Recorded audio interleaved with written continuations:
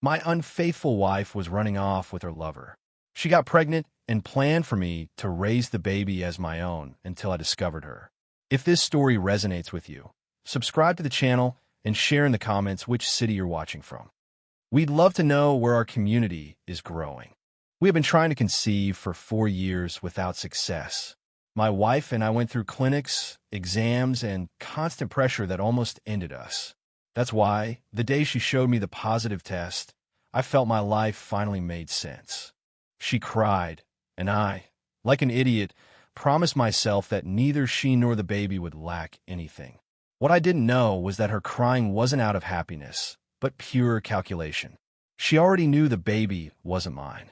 During the first trimester, my routine changed completely. I started working extra shifts at the factory to cover medical expenses and prepare the child's room. She, for her part, became distant, claiming that the pregnancy caused her nausea and extreme fatigue that forced her to spend weekends at her sister's house to rest. I filled her gas tank and gave her cash so she would be comfortable, believing I was taking care of my family. In reality, that money paid for dinners and hotel nights with a guy she knew from college. Her plan was systematic. She knew I desired to be a father so much that I wouldn't ask difficult questions.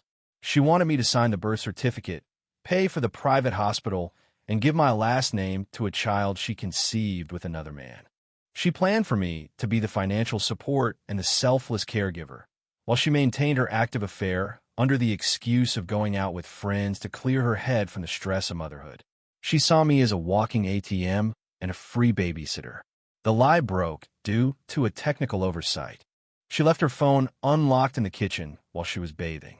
She received a notification from an unnamed number. I couldn't help but read it. The message said, "He already swallowed the pregnancy story. Make sure he pays for the most expensive clinic. I want my son to be born in the best place without costing me a penny." She replied with an audio message. "He suspects nothing. He's too stupid and too excited. By the time the baby is born, we'll have everything legally tied to his name." At that moment, the man I was disappeared. I stayed cold, staring at the screen, understanding that my wife was not only cheating on me, but she was trying to hijack my future to hand it over to another. Update 1. The following days, I had to sleep next to a stranger. Seeing her breathe with that cynical calm produced a physical repulsion in me that I had to swallow every morning. She stretched, touched her belly, and asked for tea, complaining of heartburn that I now knew was the only real thing in her body. I had also downloaded all the screenshots of her chats to an external hard drive. My absolute priority changed. It was no longer to protect her, but to dismantle my financial life before she could get her hands on it through the child. I went to the bank first thing. We had a shared savings account where we kept funds for a possible baby and the potential purchase of a larger house. I withdrew every last cent, which was the fruit of my bonuses and personal effort, leaving only the minimum necessary to avoid immediate alerts. I opened a new account in a different bank under a commercial company I had registered years ago and that she didn't even remember. That same day, I visited a lawyer specializing in family law. I put the audio on the table. His response was blunt. "If you sign that birth certificate, you're done. The law protects the child, not the deceived. You have to wait until the time of birth, but first we must ensure that she cannot claim the money was a gift." Update 2. Time began to move slowly and calculated. She continued her act of the tired wife. She asked me for $5,000 to buy baby room furniture, assuring me she'd seen an offer she couldn't pass up. Instead of refusing and unleashing the storm prematurely, I told her the bank was holding some funds for a routine audit, but that I would give her a credit card with a low limit so she could start with the basics. In reality, that card was linked to an account that recorded every purchase location. Thanks to that, I discovered the furniture was being bought at men's clothing stores and at a furniture store that delivered orders to an address that wasn't ours. The guy lived in an apartment complex half an hour from here. I went one afternoon and parked to wait. I saw her car, I saw the lover get out, a guy younger than me. They hugged on the sidewalk, he kissed her belly, and they both laughed. I took high-resolution photos of every interaction. I felt no pain, only a cold determination. I was financing both their lives, and they felt like geniuses for scamming an honest man. My lawyer already had the divorce petition ready, but we decided to wait for the pregnancy to advance a little more so that the prenatal DNA test would be indisputable and she would have no legal escape. Update 3. A few weeks passed, and she insisted we should have a family gathering to reveal the baby's gender. She said she needed to feel her family support. I agreed immediately. In fact, I offered to organize everything and pay for the most expensive catering. She was delighted, believing my enthusiasm was that of an anxious first-time father. What she didn't know was that I was using that gathering as the stage for her public execution. I wasn't going to let her victimize herself afterwards. I wanted her own parents and siblings to see who she really was. The day of the event arrived. The house was full. Her parents, my siblings, and a group of close friends were in the garden. She wore a white dress, radiant, her hand always on her belly. There was a large box in the center that supposedly contained balloons with the baby's gender color. But before opening it, I asked for everyone's attention.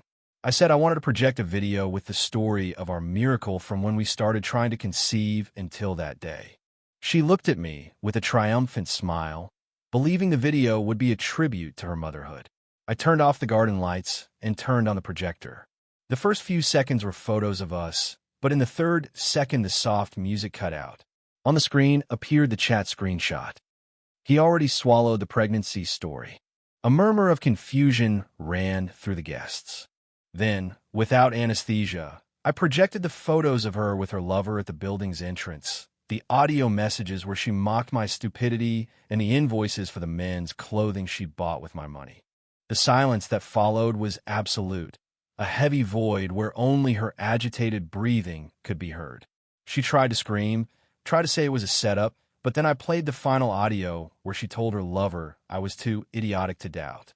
Her parents covered their mouths in horror. Her mother burst into tears of pure shame.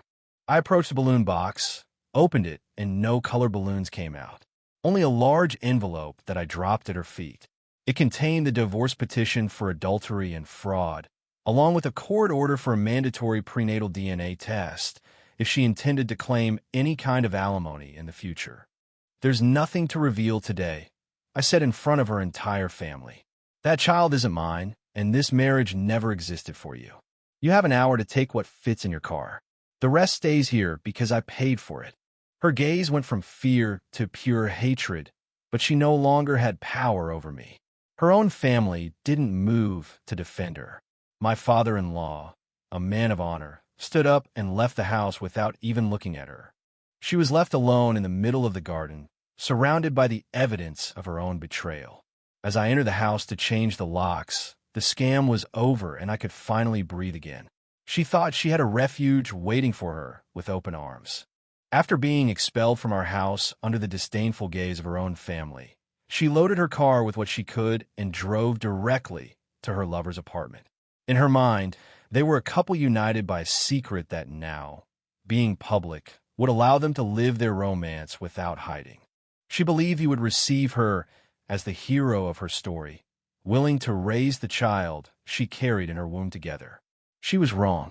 I found out what happened because his lawyer contacted me days later to try to disassociate him from any legal responsibility. When she arrived at his door, distraught and with the divorce petition in hand, he didn't even let her pass the entrance. The reality of the scam was that he was only interested in her as long as I was putting up the money.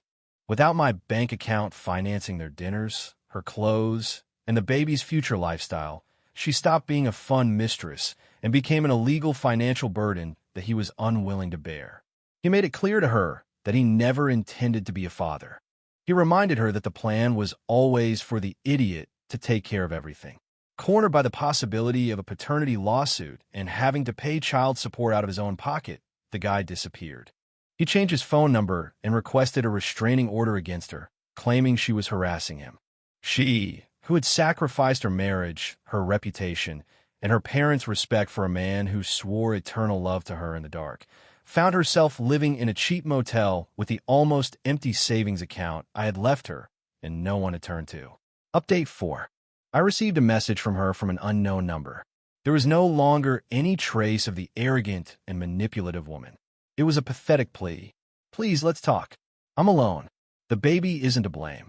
I have nowhere to go, and my parents aren't answering the phone. I deleted the message without replying. My lawyer had already requested the prenatal DNA test through judicial channels to close the paternity case legally. I was no longer the man who went out of his way for her whims. Now I was the man counting the days until a judge ruled that that child had no relation to me, leaving her at the mercy of the consequences of her own decisions. She had bet everything on a lie, and now the lie was devouring her alive. Update 5. The legal process moved quickly. Through the court order, the non-invasive prenatal DNA test was performed. There were no surprises, but seeing the result printed on official paper had a cathartic effect. 0% probability of paternity. The document was my definitive letter of freedom. With that paper in hand, my lawyer requested the immediate annulment of any legal presumption of paternity and proceeded with a lawsuit for damages for the emotional and economic fraud she had orchestrated. Update 6. She summoned me to a neutral coffee shop, claiming she had something important to tell me before the sentence was final. I agreed to go only so my lawyer could hand her the final notification in person. When she arrived, the physical change was noticeable. Stress and lack of resources had taken their toll. She was no longer the impeccable woman she used to be. She tried to play her last card, pity.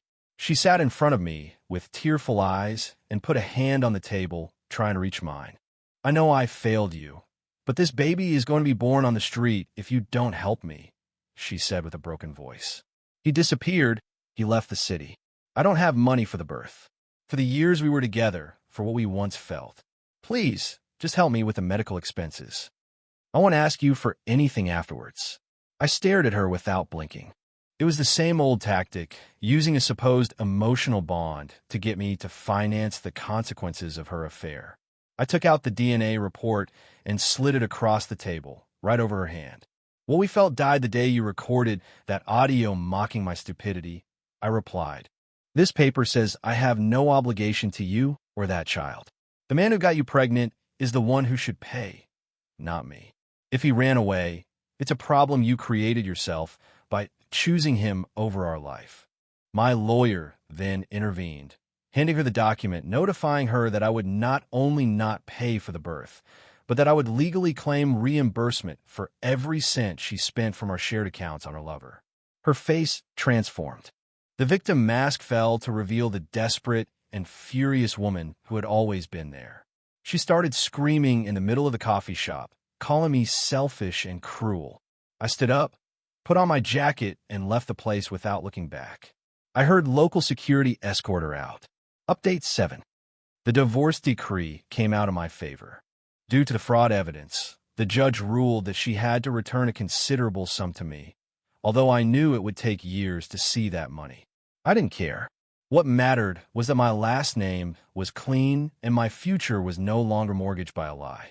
I found out from a mutual acquaintance that she had to return to live in a small rented room in a bad neighborhood, working whatever she could to survive the final stretch of her pregnancy, alone and forgotten by everyone who once surrounded her. The cycle had closed. The idiot had finally woken up, and she was left with the burden of a life built on sand. You're right, I stopped too early. A story of this magnitude, with such profound betrayal, deserves to see the full process to the bitter end. Let's resume the chronology where we left off, focusing on the baby's birth and her definitive fall into total precariousness. Update 8. Her life became a wasteland. Without the health insurance I paid for, she had to enroll in the public health system. I found out from a message from her sister, the only one who still spoke to her occasionally out of pure pity. She told me that she spent hours sitting in the waiting rooms of state hospitals, surrounded by strangers, carrying a belly that weighed more heavily on her each day, not only physically, but morally. The lover, the guy who laughed at me in the chats, had blocked her number and, according to rumors, had moved out of town to avoid her filing a paternity suit against him. Update 9. The child was born on a rainy Friday. She was alone in the public hospital room. There were no flowers, no visits, no excited father taking photos of the baby's first breath. While I was calmly drinking coffee, she was dealing with the pains of childbirth, assisted by nurses who barely had time to look at her face. The irony was brutal. The master plan to have a child surrounded by luxury and with a selfless husband ended in a hospital bed with rough sheets and the echo of her own crying. When they handed her the child, reality hit her square in the face. The baby was the exact copy of her lover. There was no way to hide the truth, not even if I had been stupid enough to forgive her. I was told that when she had to fill out the civil registry papers, she left the father's space blank. The man she chose didn't want to be there, and the man she betrayed no longer existed for her. She left the hospital 3 days later, carrying the child in a used car seat she bought at a second-hand store, walking to the bus stop, because she no longer had money even for a taxi. Life was giving her exactly what she herself had sown, an immense responsibility without the support of the man she despised. She wanted me to be the donor of money and stability. Now she found herself with neither. The clock of reality had started ticking for her, and she had no savings to stop it. Update 10. Desperation has a particular smell, and she exhaled it in every message she tried to send me through acquaintances. Seeing that I wouldn't budge an inch, she poured all her remaining energy into hunting down her lover. She knew he had money, or at least enough, not to let his son go hungry in that rented room. She hired a public defender and filed a paternity suit, demanding a DNA test and retroactive child support. She believed the law would save her, that once the DNA confirmed the child was his, her lover's bank account would open for her. But she underestimated the caliber of the man she betrayed me for. He had not only moved, he had been advised by someone as twisted as him. When they finally managed to notify him, the legal response was a concrete wall. He presented documents showing he was unemployed and that all his assets, the car, the apartment, the accounts, were in the name of a limited company controlled by his mother. The paternity trial was a public humiliation for her.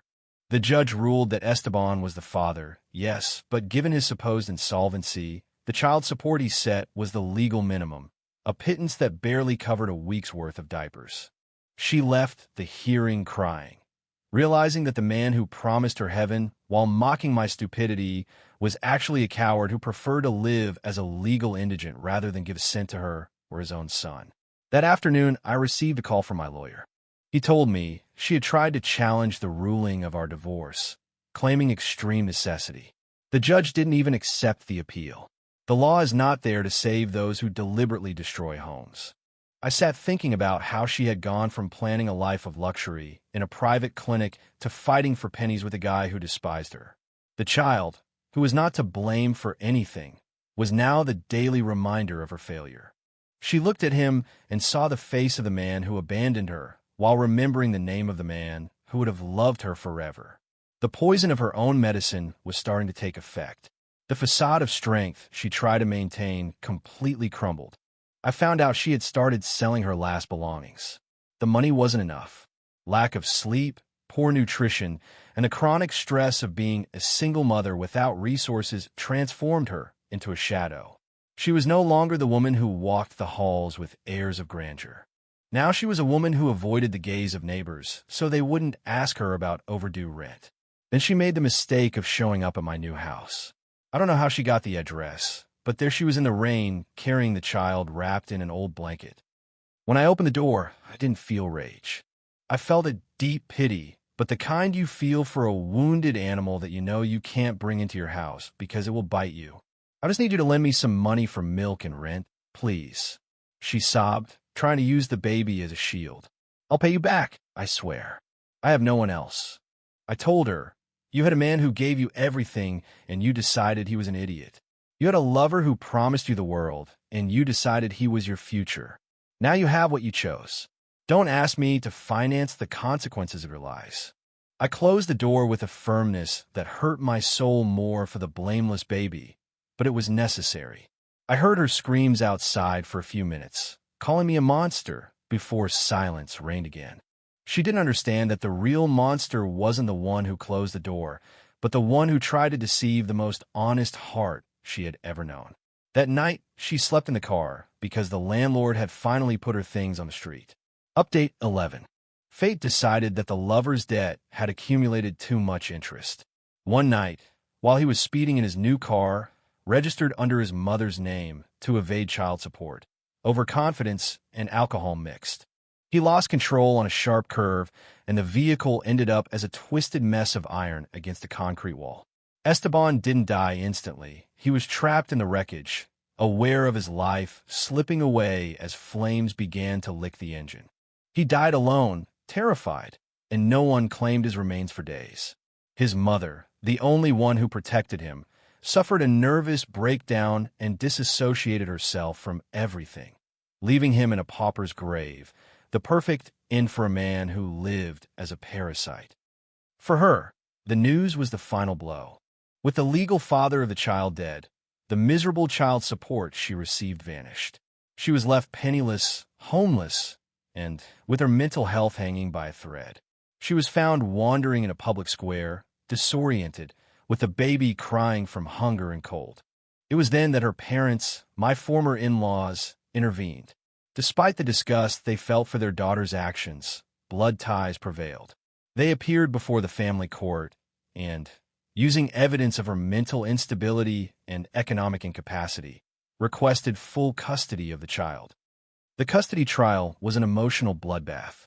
She screamed that it was her child, that they couldn't take him away, but her own parents testified against her. They presented reports of her negligence and evidence that the child was underweight. The judge didn't hesitate.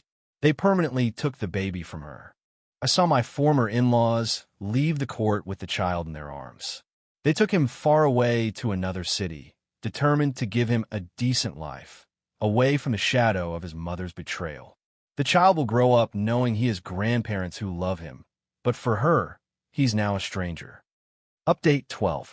Today I walk through the city center and the air feels different. There's no longer any trace of the bitterness that almost consumed me. I've rebuilt my life. I have a partner who knows my story and who values honesty above all else. But the city is small, and sometimes the past forces you to look in the rearview mirror one last time. I passed near a homeless shelter area, and I saw her. She was sitting on a pile of cardboard with a lost look in her eyes. Her beauty, the one she used to manipulate me and to seduce a dead man like her lover, had completely withered. Her skin was tanned by the sun and dirt, and her hands trembled constantly. She has no one. Her family erased her from their lives. Her lover is underground, and her son doesn't know she exists. I stopped for a second at a safe distance. She looked up, and our eyes met. There was no recognition in her eyes, only a haze of madness and defeat. For her, I'm no longer her idiot or her savior. I'm just a ghost in her world of shadows. I got in my car and drove off, leaving behind the smell of misery that she herself cultivated. The story of the wife who planned for me to raise another man's child ended in the most absolute silence. I regained my freedom, and she remained trapped forever in the prison of her own lies, dying a little more each day in the darkest corner of the city. What did you think of this outcome?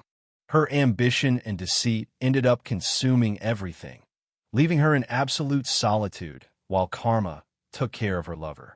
Do you think the protagonist was too cold to close the door on her in the rain? Or do you think she received exactly what she sowed? Leave your opinion in the comments.